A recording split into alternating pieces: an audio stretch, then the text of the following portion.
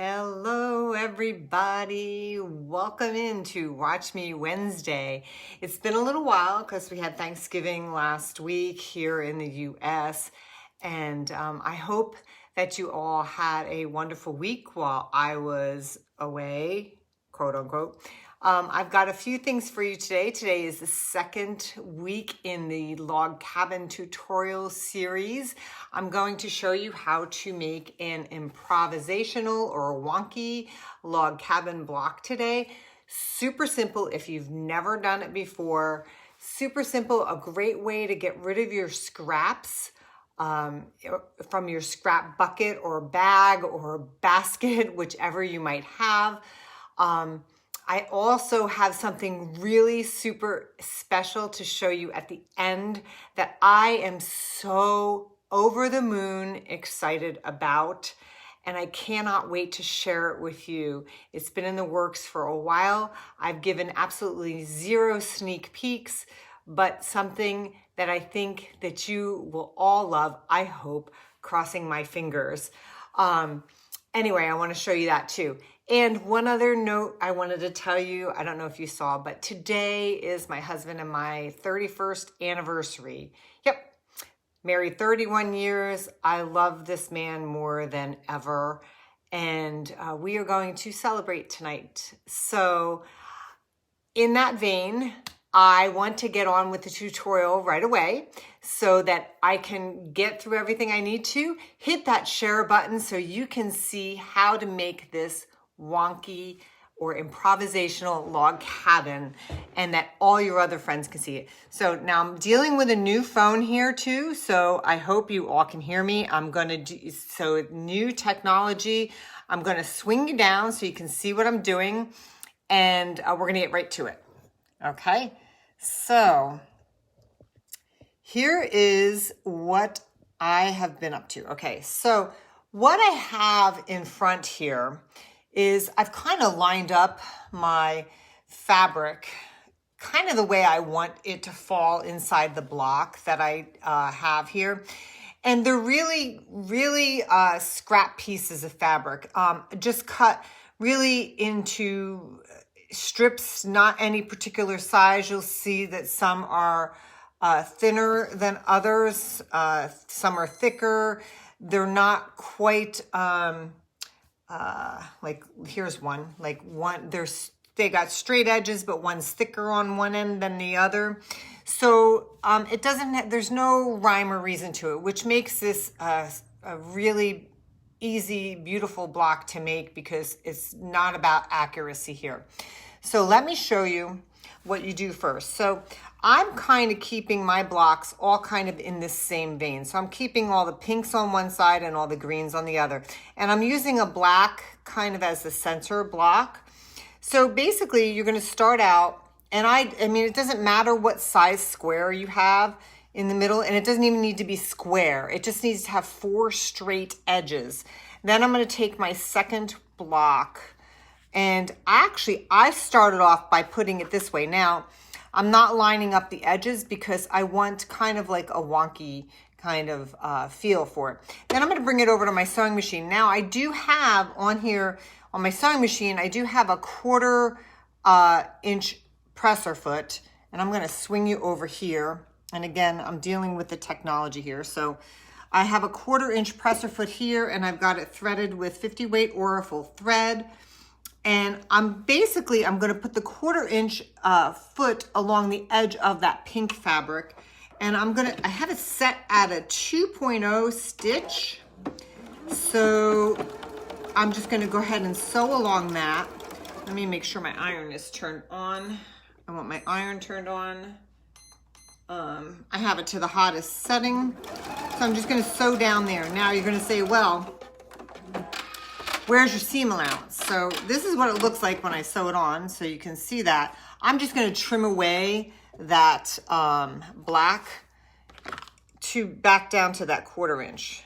And then I'm going to press it. I'm going to take it to the sewing machine, to the iron. And I'm just going to press it open towards that pink there. And yep, it's totally wonky. Okay, so you get that totally wonky feel. And then the next one that I have, and I'm actually keeping them all the same on here. So the next strip I put on was the green apple one. And these, by the way, all the fabrics are from my Mandala Magic fabric line. So I'm basically going to place it on a straight edge. And actually what I want to do first, sorry, skipped a step. I'm going to kind of straighten out this edge because it's wonky.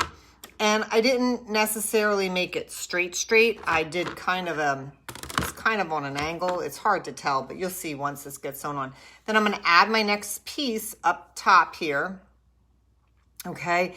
And I'm aligning the straight edge of the green with the straight edge that I just created.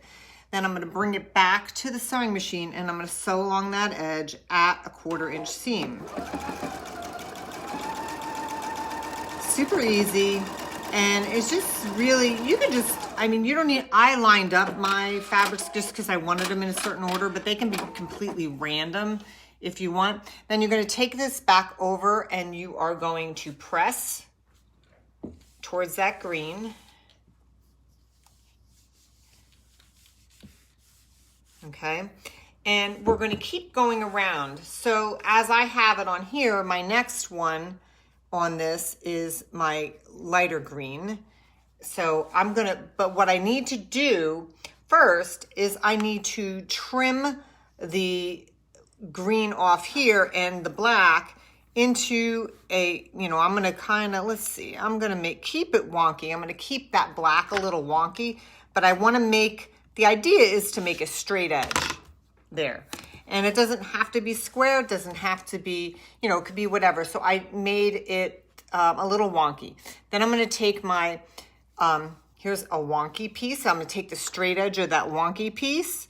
And you can see what I'm doing though. See how I start off with it above there and below there. So the piece is not going to be the same size just because these are scraps. And that's okay because remember, it's improvisational. So you're starting but you just want that straight edge. So then we're going to take it back to the machine here. And I'm going to again sew. And I'm going to keep going around. So now I'm going to go ahead and I'm going to press this again. So I'm going to press it and I'm pressing it. Every time I'm pressing it out to that new piece that I just added on. And I'm going around,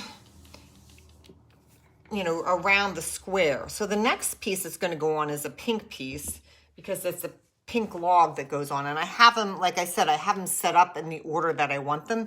But before I do that, I've got to straighten out this edge again. So I'm going to make that kind of wonky again. I'm going to just straighten out the edge. Now, if you have larger scraps when you straighten out the edge, you can like, you know, if you have a larger strip, you can save that strip. So the next piece, this one is a perfect example. This is a larger strip that I'm going to use. I'm going to put it on here. I'm going to put the straight edge and I'm going to just lay it on there. And then I'm going to take it to the machine and I'm going to sew it on here. And again, today I'm sewing on my Viking Husqvarna Designer Epic 2. And I'm using my thread cutter there to get that cut. And basically, you're going to continue in this manner. Again, I'm going to go ahead and press that towards that pink. And you can see, once I should get this pressed here, you can see how it's starting to shape up. And then I'm going to trim off this side again. I'm going to trim off that and I got to make that side straight. So I'm going to go ahead, I'm going to give it a little wonk there. Not much of a wonk. I like that word, right? And then I have this big piece left over, so I'm going to put it back in that pile because I can use it for the next one. You can see how this is starting to shape up. Now the next piece is, again, it's a big piece. If I didn't want this so wide, I can cut it in half. I'm just going to leave it there because you never know. Maybe it'll look kind of cool, right? So actually, I'm going to put the thin edge down there, I think. Okay, and take it back to the machine. Then after I'm done with this one, I'm going to show you what you do when you get to the last log and how to trim this down. Because I'm trimming these to 8.5 inches square. You can make them as big or as small as you like. I decided that I wanted these 8.5 inches square, these blocks, which is what this block is, 8.5 inches square. Okay, so now that one's done. And we're going to press that again. And then we're going to continue in that manner. We make this next edge straight and we go back to the green. So we cut this edge off. Again, oops, that's not my ruler. I'm going to just keep it straight in alignment with that green piece that I had there. And I'm going to cut these off. This piece I can save it for a middle piece or whatever, so I'm gonna go ahead and keep that piece. But that's how you get it all started, and you keep continuing around. Pink pieces on this side, green pieces on that side. No rhyme or reason. So I have a block that I had completed but had not trimmed up because I wanna show you how to trim that up. So I want this in the entire camera. So let me make sure you can see that. Okay, so now I have, my ruler is a 9.5 inch square ruler, but I'm using the 8.5 inch here. And I wanna make sure that that 8.5 inches is falling on the fabric. So I have it falling on the fabric down here and here. So I'm gonna trim my right and my top side first, and then I'm going to turn it around and align my 8.5, oops, I turned the ruler around too, line my 8.5 inch mark with my 8.5 inch mark, and no two blocks are going to look the same. That's just what kind of makes this all fun.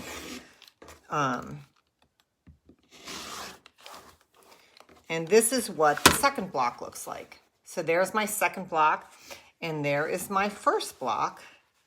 So you can join them however you want when you get your layout, but they're kind of cool, right? And they're fun to make, super quick and fun to make, a great use of scraps. So now, ladies and gentlemen, I have a surprise. Drum roll, please. Drum roll, drum roll. I am so excited about this. So what I haven't been able to show you, and I was given the go-ahead to show you today, I have a new fabric line coming out it'll be in the shops and in my shop too, in April of 2021. It is not a batik. And I have 2 lines of fabric, not 1, 2.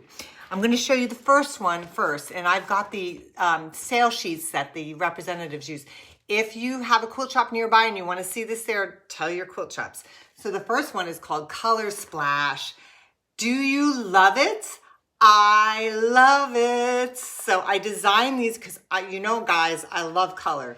So here are some of the fabrics in the line. So I'll see if I can get them closer. I've got some stripes for you. And this was all based off of my Mandala Magic fabric, but I colored them instead. And I've got little triangles and little circles, all kinds of great colorful fabric for you. Here's the back of it. And I did a Judy Niemeyer quilt in fabric line. And I made a companion line to go with it called Opposites Attract. Opposites Attract, black and white, right? Who would have guessed? Me, black and white. So here's some of the fabrics in there. These are great to put in your stash, some small scale, large scale prints. And then here's my fractal pattern. So I'm super, super excited about those 2 lines. I hope you love them and watch for me making some quilts with them, and they will be in my shop in April. So you'll see me giving little teasers about them from here on in, but I'm so excited to show you those. Thank you for joining me today on my Watch Me Wednesday. I hope you make some wonky log cabins. If you do, post them. I'd love to see them. Thanks for joining me, everyone. Happy, happy quilting. Bye-bye.